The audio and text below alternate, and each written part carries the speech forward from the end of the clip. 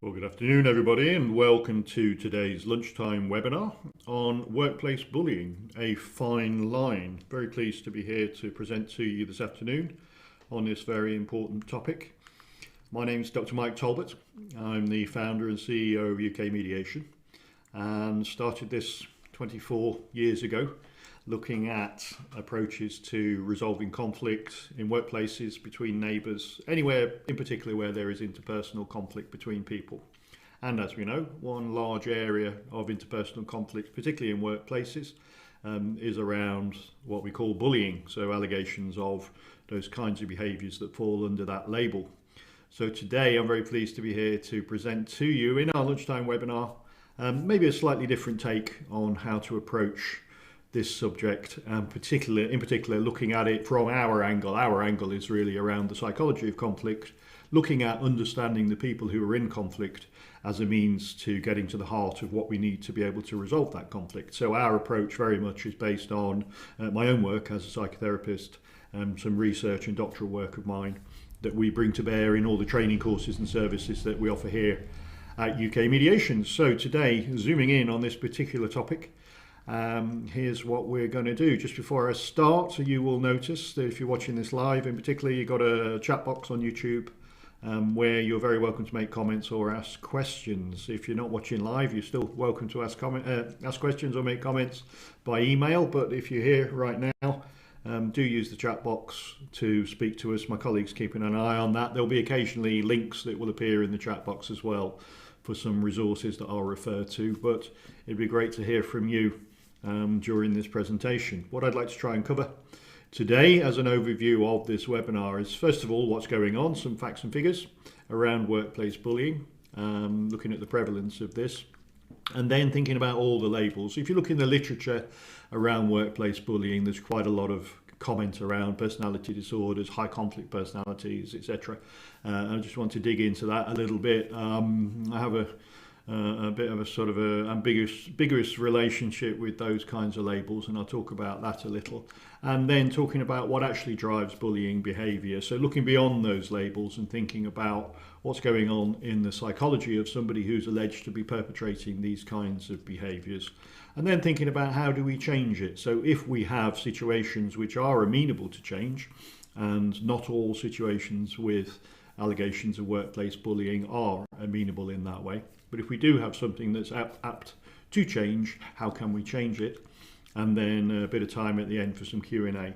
So like I say, do comment or ask a question as we go along, and I'll leave a bit of time at the end within my allotted 40 minutes or so to have a little sort of interaction with you as well at the end if there's anything you want to raise. So let's start then by thinking about what's going on with workplace bullying. So some facts and figures, very high figures in terms of a recent YouGov survey. We find that nearly 30% of workers report having experienced workplace bullying. And I say report because we know in the field that rates of reporting are fairly low. Quite often people don't speak up. But in terms of reported instances of workplace bullying, that's 3 out of 10 people would say they've been bullied, which to me is unacceptable. It's staggering. There's such a high number of people. This is across various industry sectors. Within certain sectors, the figures are way higher, by the way. But that is quite a disappointing figure. ACAS had 20,000 calls annually around workplace bullying. So this is possibly more realistic in terms of an overall figure. It's not a percentage, it's an overall figure. But this is on a confidential hotline, an 0800 number with ACAS, who have 20,000 calls in a year. Staggering. So if my arithmetic's correct, that's about 400 a week.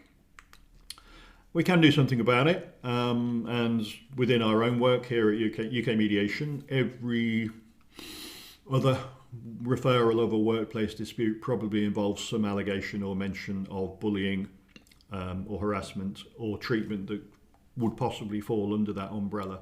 So it is highly prevalent. Something you can do about it is to use the techniques of mediation, but it's not always the case that the parties want to participate in that.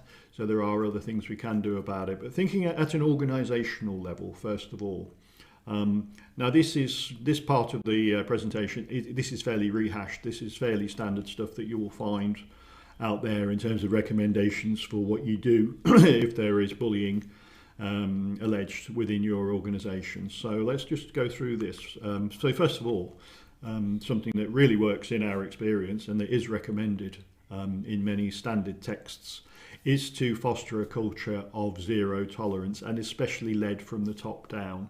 I'll say a bit more in a moment about bullying hierarchies, but where leaders within organisations very publicly, both in their words and in their actions, demonstrate that they will have zero tolerance of this kind of behaviour, that does make a difference within an organisation.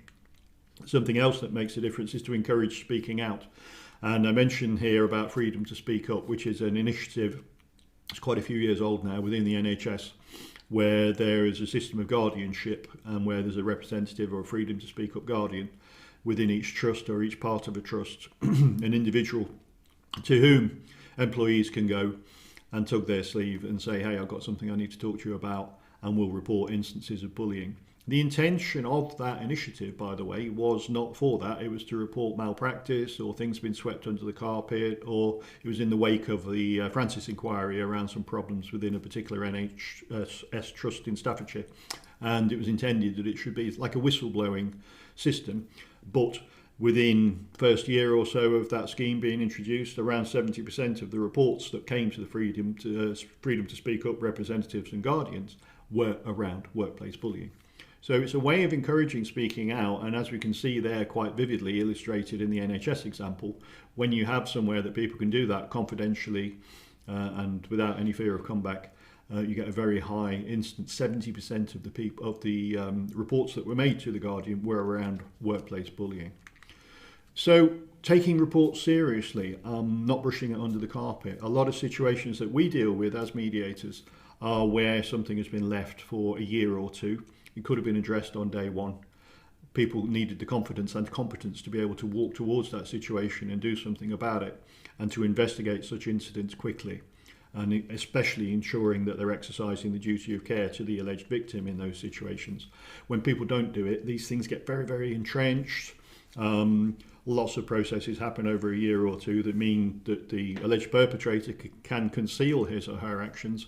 People get used to or inured to certain behaviours. People leave as well, or move, or get relocated, restructured within the organisation. So what we need to do is to act quickly. As well as this zero tolerance and a way to report incidents, we need to get in there very, very quickly. And again, fairly standard recommendations, but stuff that we know to work. And the other thing is to acknowledge there's a problem. It's not to pretend or to suppose that they're just having a bad week or that's what they're like. There is a problem if there are behaviours that fall under the definition of bullying. And if you need some definitions around those things, have a look at the ACAS website. Quite good there in terms of definitions around what is bullying, what isn't bullying, and what constitutes harassment as well, which is more specific to protected characteristics.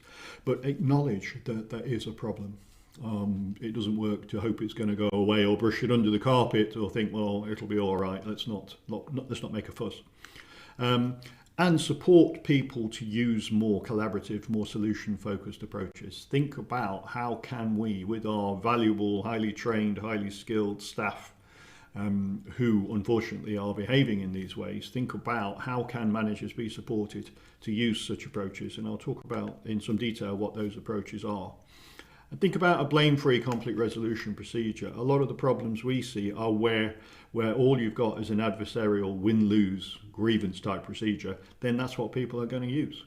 And quite often these are not appropriate to some of the behaviours that I'm thinking about in terms of this particular presentation. So think about a procedure for resolving conflict between employees, which is not about just apportioning blame and saying you're right and you're wrong, but look at these situations more globally, look at them more systemically. And I will illustrate what I mean by that in a second. Also train people so people know what to do and have the confidence to be able to deal with these incidents. So think about training people to deal positively with such incidents, not to ignore them, not to fail to report them, not to brush them under the carpet, not to leave them and hope they'll go away. And certainly when people report, what you need is that high level support within the hierarchy, so people feel confident to report, confident to address stuff, and confident to implement what the organisation should have, which is a blame-free conflict resolution procedure. Okay, so moving on, thinking about labels, right? So you might hear these kinds of labels, come across these kinds of things in the literature to do with bullying. Let's just see what they are first, and then I'll tell you what I think about it. High conflict personality is something we hear quite a lot. Borderline personality disorder, antisocial personality disorder, narcissistic personality disorder. Okay, I'm not going to spend half a day going through what all these things mean. You can look them up. Probably accurate for a lot of people who repeatedly bully, if we use that word in that way. A sense of over-entitlement, a lack of empathy, a lack of consideration for other people's needs, a sense of grandiosity, a sense of the perpetrator feeling like they're special or are deserving of special treatment, a sense in that perpetrator that they shouldn't be crossed, some behaviours perpetrated by that person which suggest that they, they're very ambitious and they'll do anything they need to get to the top, etc., etc. So you could look up all of those labels. These are things that get applied to people who allegedly bully.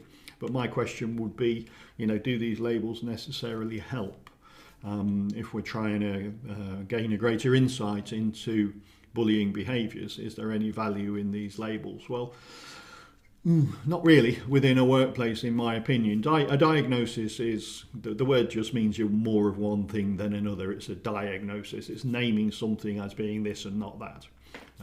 That's all it means. So it just means you're more of one thing than another. And if you look at the list within the diagnostic manual of the 10 personality disorders, most of us will be able to say, oh, whoops, I think I might be one of those, or I'm a bit one of those. So they tend to be just a way of saying you're more this than that. And the other thing is that when we diagnose people, there's a suggestion that that's like a static diagnosis. This is what you are and will always be. But we do know that people change. It depends in which environment you are. And some people, all of us, will behave in a certain set of ways in one environment and a certain different set of ways in a different environment. It depends who's around. It depends on the pressures that are on us. It can depend on all sorts of factors as to how we behave. Some of our behaviour is reactive and responsive to what's going around us, and some of it is rather more hardwired. I like to think that mostly how we behave is a matter of choice, and it's a response to what's going on around us, both now and in our pasts. It's less hardwired than some people would have you believe. So we change, and I don't think these things can necessarily be treated as static, permanent labels that can be applied to people. And the other thing is, in a sense, so what? Just labelling something or someone in a particular way is not going to fix them or fix the situation. Rather, I think it's more helpful to look at people's needs and drivers. Why do we behave in particular ways? Why do we behave the ways we do? Okay, so what does drive bullying behaviour? What are these needs and drivers that are behind workplace bullying? All right, so what I'd like to start with is thinking about this, a sort of a psychological angle on this, a psychotherapeutic angle on this, if you like, and thinking about a basic assumption that people who would fall under those four categories, high conflict personality, borderline personality disorder, antisocial or narcissistic, what it is there's quite a deep sense in that person of feeling humiliated or shamed and depersonalised for reasons we're not going to go into, but something to do with that person's makeup, something to do with their past upbringing, psychological foundations, means that quite deep down in that person there is a sense of shame and depersonalisation. In terms of what's useful to us, rather than being therapists, the behaviours that then get perpetrated is that individual feels this quite strong and compelling need to humiliate, shame and depersonalise others. So as a way of coping with these difficult feelings, what people do is they try and put those feelings into other people. There's quite a few labels for it in the psychotherapy literature, but it's basically, I need you to know how I feel. And it's a way of doing it, a rather extreme way of doing it, is to bully. Also, that individual, in a sense of feeling inadequate, knowing in their own terms that they're inadequate, what they need is to avoid being shown up.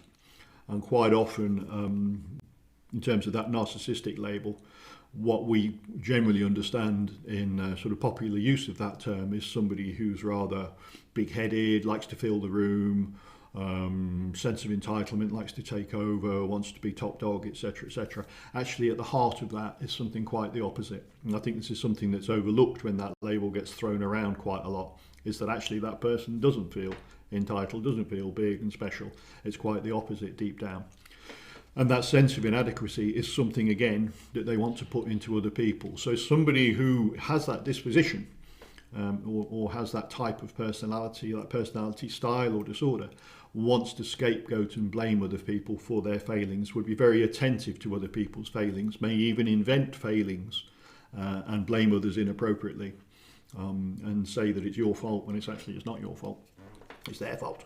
But what they want to do again is to put those difficult feelings into somebody else. So to avoid being shown up as inadequate, they will try and make other people feel inadequate as well. And again, down the same lines, feeling sort of belittled and uncared for tends to bring about these behaviours where they would belittle other people and show a lack of empathy for other people. So in a sense, that's the psychological bit, which boils down to a sense in an individual of carrying these difficult feelings, this difficult sense of self, this difficult self-characterization. And what they want to do is to characterize other people in those ways and to put those difficult feelings into other people through their behaviors, their bullying behaviors. So I would suggest that is a brief summary of what drives those kinds of behaviors. So is change possible? Well, health warning. There is a group, a collection of people who perpetrate bullying behaviours who might be amenable to change at certain times and with certain ways of working with them. And there is a category of bullying behaviours and a set of people who perpetrate bullying behaviours for whom change is not possible. And my sympathy goes out very genuinely to people who might be watching this seminar who have been on the receiving end of these kinds of behaviours and for whom the organisation has maybe not acted or not acted sufficiently well, or has tried to act and failed, and those behaviours continue, and you end up as the victim in a very, very difficult position. People will suffer quite severe consequences at the hands of a bully if the organisation doesn't back you up, and if the appropriate steps aren't taken to remove that person, quite frankly. Then it can lead to quite difficult consequences, including mental ill health, including prolonged absence, including significant bouts of illness in the victim because of the behaviours of the bully. So there are some horrendous behaviours that are perpetrated by bullies and which aren't addressed or addressed appropriately by organisations and leave people in a very, very difficult place. And like I say, my sympathies go out to you in a big way. So there are bullies who are not going to change, and there's little that can be done. There are bullies who may change, and there are things that can be done, but the organisation doesn't do them. And then there are the more open door that I want to talk about now, which is where change is possible with some individuals if we treat them in certain ways and if the organisation acts in certain ways. Okay, so is change possible? Following my health warning, no. If an individual who perpetrates bullying has no insight or self-awareness, who doesn't even recognise or acknowledge their own behaviours, who victim blames, so they will say when they are brought to task about their behaviours, they will say, well, it's not me, it's them. It's because of what this person is doing.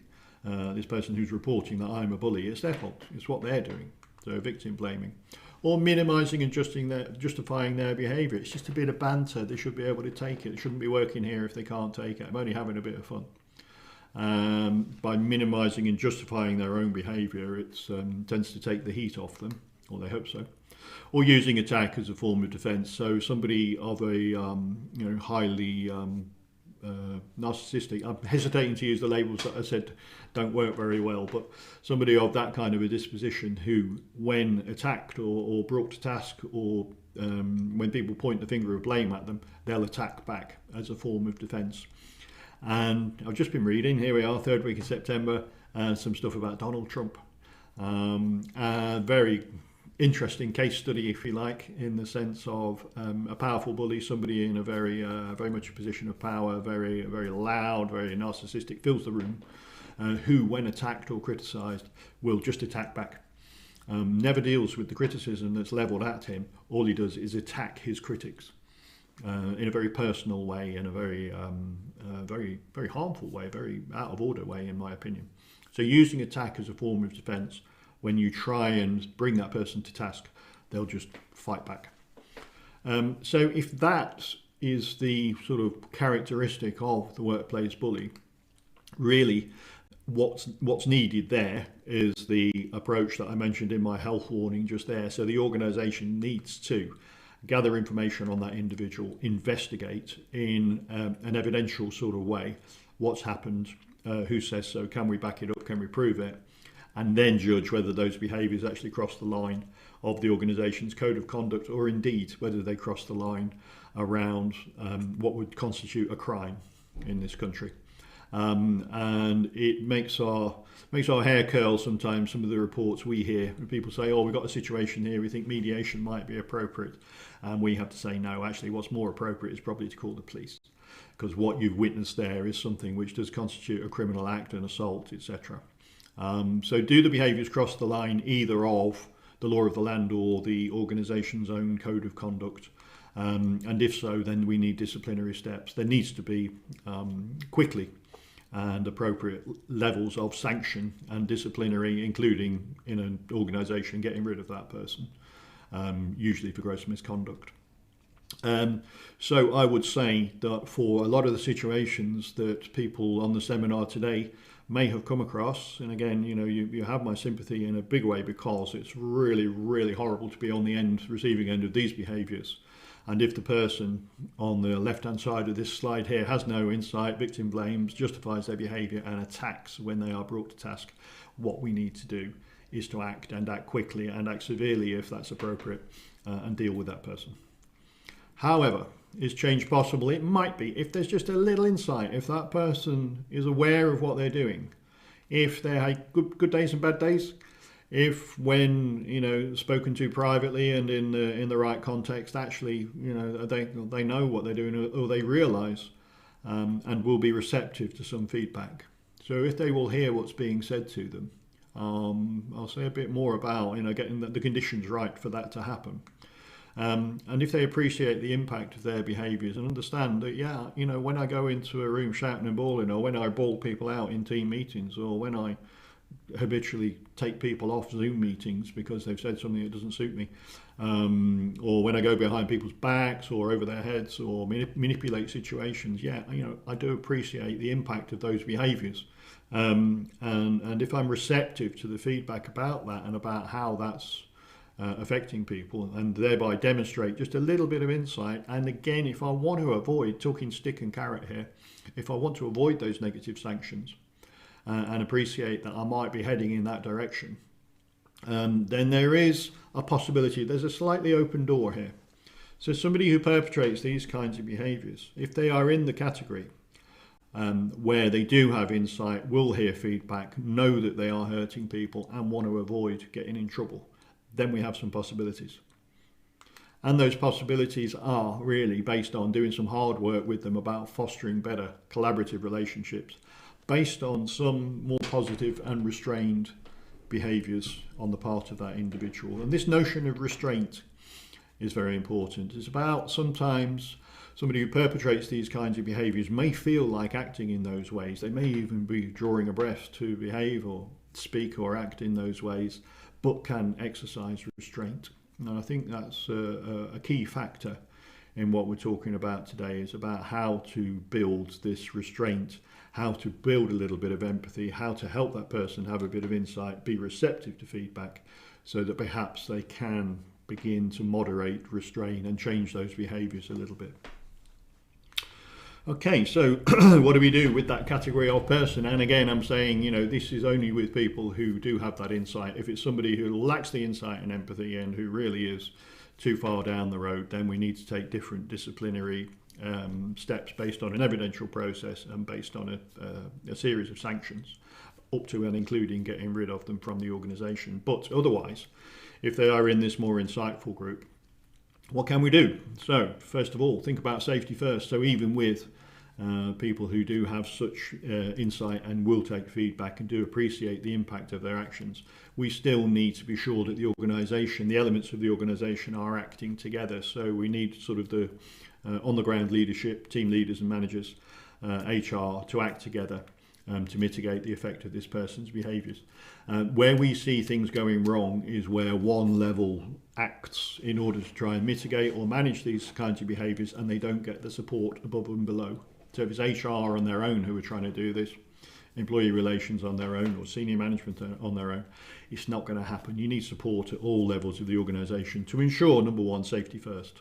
So if you know that somebody's behaviours are causing absences and distress and upset and even illness amongst other members of staff, we need to act first to mitigate that and make sure that either people are moved or their roles are changed or whatever it is that needs to happen in order to ensure that those negative effects are not continued to be perpetrated.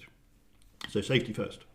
And then think about the context and think about something that we've come across a lot within UK mediation is somebody who is accused of being bullying who is actually getting rewarded for it. It sounds a little bit weird, but the reward would be they are part of a bullying hierarchy, which is what I mentioned earlier.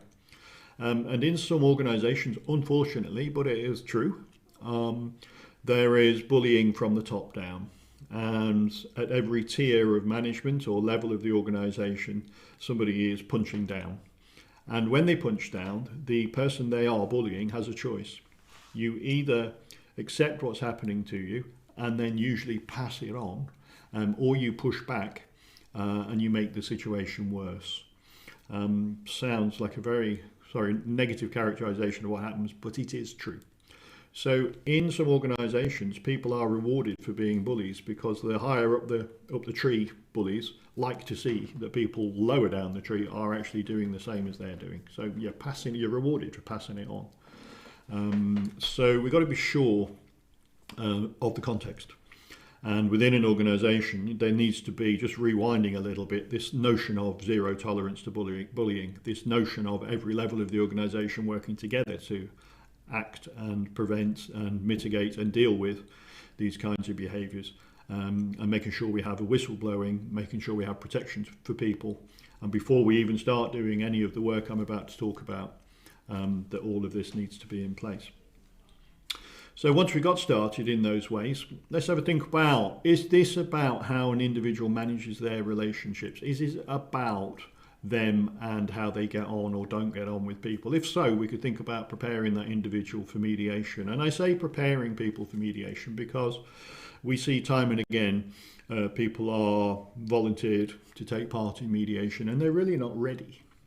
They're really not ready for it, and there needs to be a little bit of pre-work sometimes, I think, to get that person to voluntarily come to the table so that they can have an impartial third party, make a conversation happen between them and the other individual, be that the alleged victim or be that their alleged perpetrator.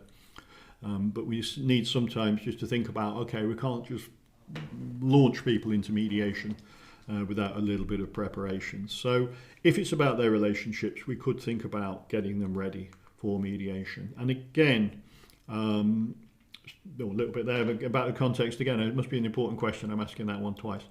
But we have opportunities here to change behaviours, and there are, of course, pitfalls in what we do. So we're now starting to think about working probably one-to-one with somebody who's accused of bullying.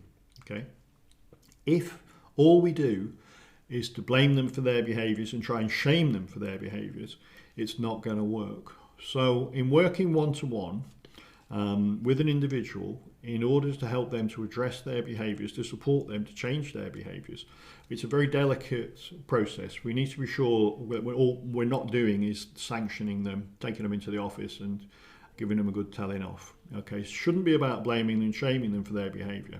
What it should be is about working through situations that they get involved in. So we're talking really about conflict coaching here. Conflict coaching has got a lot of different definitions. In our definition, it's about helping people to reflect on, have some greater awareness of their own behaviours and how they impact on people, and also to think about situations that have become difficult for them, where they may have been accused of bullying, and thinking about how they can modify their behaviour, and outside of the confidential space in which you're going to work with them, of actually practicing some of those behaviours, picking situations that they can address differently. It might be a team meeting, might be their one-to-one, it might be them doing appraisals, it might be them working out in the field, whatever it is, dealing with customers. Think of situations that they want to change. Think of situations that are not about just doing a sort of evidential forensic job on and saying, well, where did you go wrong with this, and you shouldn't have done that, and this was over the line, etc. But how can they bring to mind situations and settings that they might choose to work on, and make some attempts to change how they approach those situations in terms of their thoughts and their behaviours. Make an alliance with somebody who wants to change their behaviour. Again, my health warning, if they don't want to change their behaviour, and actually what they need is to be brought to task for their behaviour, then do that instead. But if somebody is willing, able, and it's a good time and a good context in which to invite them to change their behaviour, if you make an alliance with that person, you've got much more opportunity of actually changing, because you may well find that thinking about the labels, but thinking about the general disposition of somebody who does bully, or who does behave in ways that they could be accused of bullying, they may be of a disposition where they tend to relate to others with mistrust. So if you're taking somebody aside within an organisation because of reports you've had about his or her behaviour, you need to make that alliance. You need not to be pointing the finger at them. You need not to be just shaming them for their behaviours, but actually you need to build, it takes quite a bit of time to build that rapport and trust with that person, so that you can work with them as an ally in the manner of thinking, how can these behaviours change? Okay?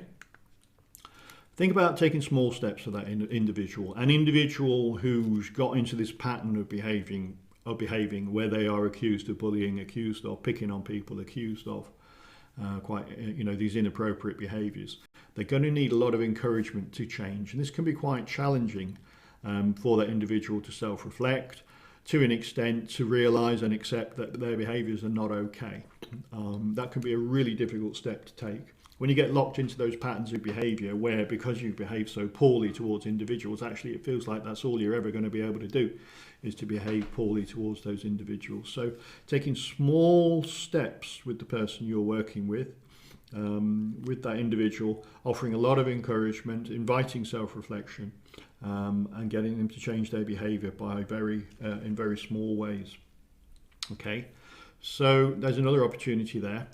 But in terms of that conflict coaching, in terms of working individually with people, in terms of one-to-ones with individuals who want to change their behaviour, making that alliance with them, avoiding very carefully blaming, shaming, bringing them to task over their behaviours, and inviting them to think about how to make those very tiny but significant changes.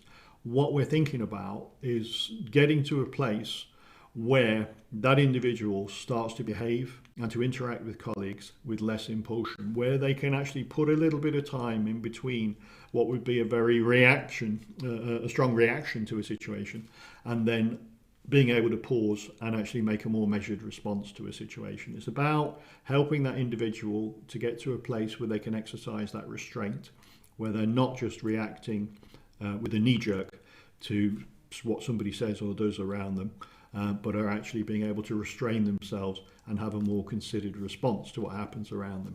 That's what I mean by less impulsion. In their communication, in how they speak with people, again, restraint. A bit less aggression, both in the tone of voice, in the choice of words, with where and when they choose to speak to people, how they address people, how they moderate that level of aggression, or the way they're experienced as being aggressive. And another aspect of the outcome might be not to fully develop empathy. So we're not in a workplace trying to do therapy with people. What we are trying to do is just to have them develop a bit of insight, a bit less impulsion, and exercise a bit of restraint, and possibly don't aim for developing empathy, but can they at least take feedback from other people? That would do. So some people find it very, very difficult to take feedback. They see it as challenging or criticising. But if we can get somebody to a place where they appreciate and value feedback from a trusted other, then that might be a very good outcome. And I think that's possibly all you can aim for with a lot of individuals within the scope you've got in a workplace, i.e. outside of the counselling room. So if you can help somebody to get to a place where they're exercising this greater restraint, demonstrating less impulsion, and at the same time being able to take and trust feedback, perhaps from one or two individuals, that's a very, very good outcome. And that's where we're trying to get to. Okay, so what I've been talking about is more of a sort of psychological approach to thinking about dealing with workplace bullying. That fine line was the subtitle of the webinar today, which is really about, are people apt to change? Do they want to change? Do they have any insight into their behaviours? If not, we're having to deal with it in one way. And again, we can't leave loose cannons in organisations causing harm everywhere they go. That needs to be dealt with.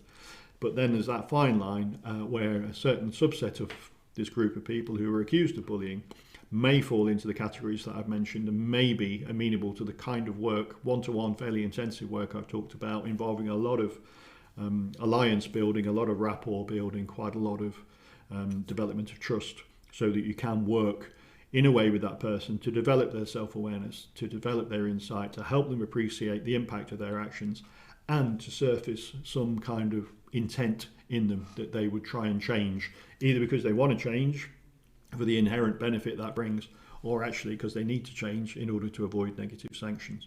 And if we can work with that individual, that subset of individuals, the kind of outcomes that are on the screen now is that would be a set of things that we're trying to aim for in that fairly intensive one-to-one work with that individual. That would sort of define our approach to conflict coaching as well, and there are different uses of that term, but that's sort of what a large part of what we do in our conflict coaching is everything I've been talking about today.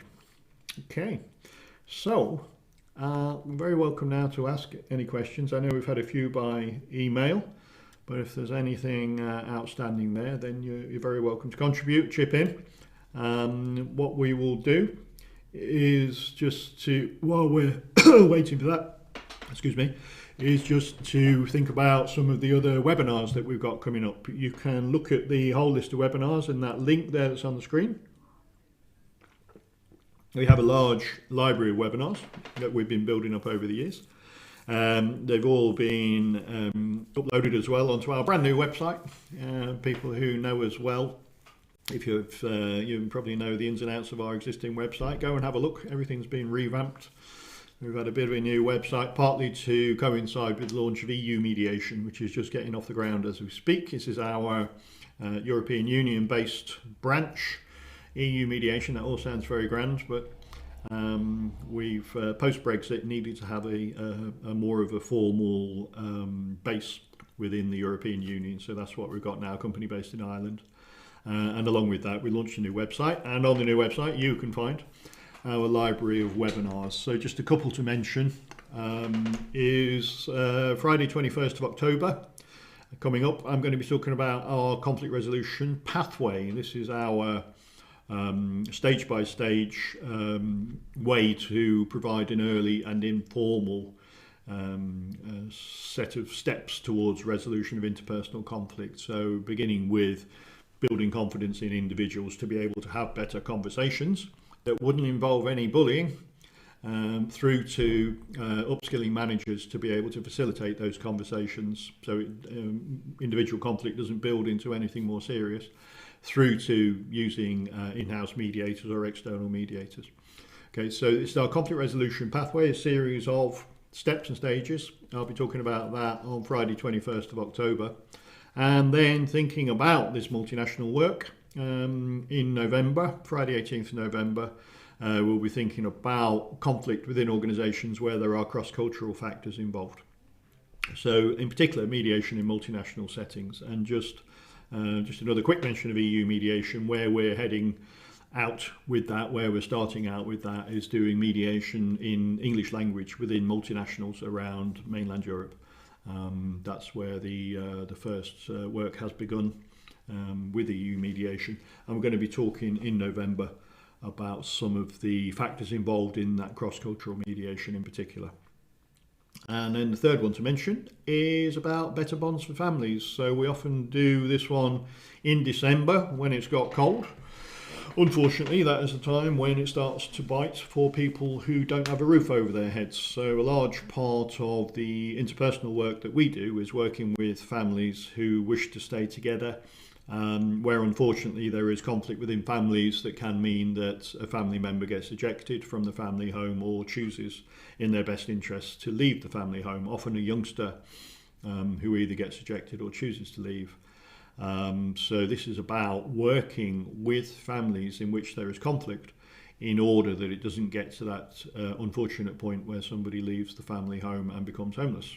So we'll be doing that one on Friday 16th of December. Okay, that's pretty well it for today. Absolutely amazed that I've kept within my 40 minutes today. It's not usually the case. We'd love to keep in touch. Here's all our social media. Check us out. It'd be good to hear from you. We often get comments after the webinars by email, so do feel free to chip into the discussion. Get in touch, ask a question, make a comment. I hope it's been helpful to you today. There's some material around this on our social, and you'll find this webinar on YouTube as well if you're not already watching it on catch up. It'd be great to keep in touch with you. Thanks for your attention today. Hope to see you on a future webinar. Bye for now.